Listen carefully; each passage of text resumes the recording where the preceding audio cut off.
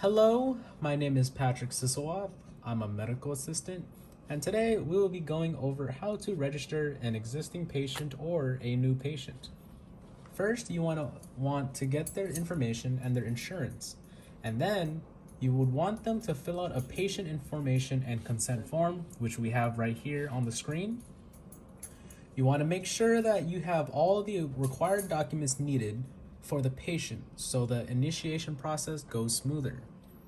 This way, the medical office has the information needed to proceed to continue with any procedure, and we can have their patient record on file with our medical facility. While they are filling out the form, you would want them to fill out the information to the best of their ability, and if they have any questions, save them for the ending of filling out the form.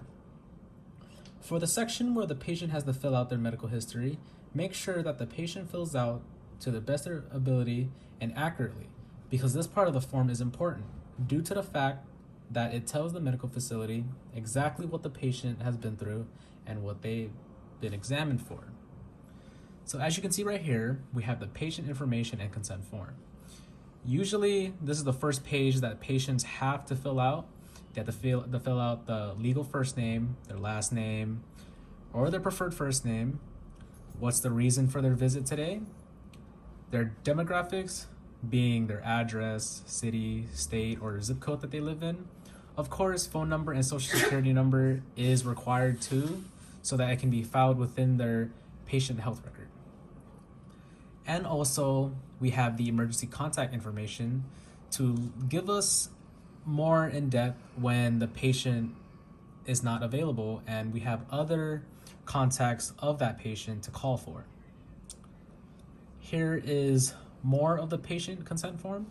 We also have the patient consent for treatment, where the patient would give us their signature, which is authorized from them, and it gives us the ability to treat them while they're in there. We also have the workers' compensation patient, which basically means that the insurance carrier will be involved and they will receive any benefits from that workers' compensation. On to the next one, which is the patient medical history. It basically gives us the information of whether or not they have any allergies, what kind of medications they need to be taken if they have allergies, or what kind of reactions, just like symptoms, major illnesses, as well as hypertension, diabetes, in case they have it, whether it's modernized or in the past. We also have their family history, which we have to know in case they are a carrier or they have been carried from generations.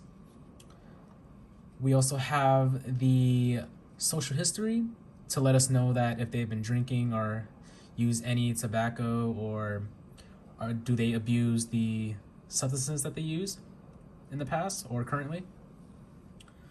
We also have the notice of privacy practices. It gives us information on how we deal with it and what kind of rights we have.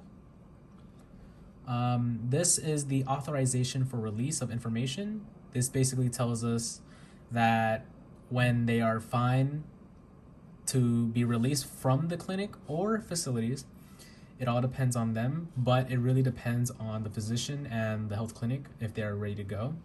And they just sign right there.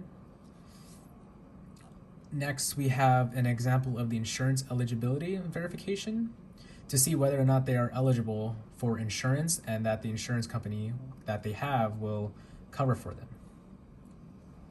We also have the advanced beneficiary notice of non-coverage. This is basically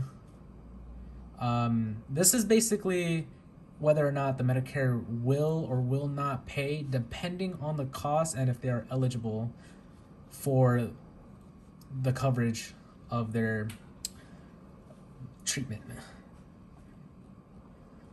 We also have an example of what the workers' compensation is from Illinois. This is how it looks like in their state. And last but not least, we have the advanced directive.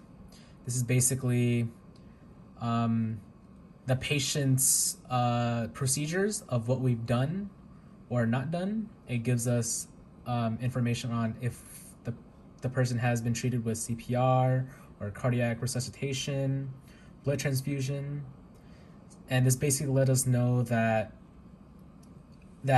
what has been done or what didn't have to be done, and we will work on it from there on, because some of these we do not have to worry about because it's already been done to the patient.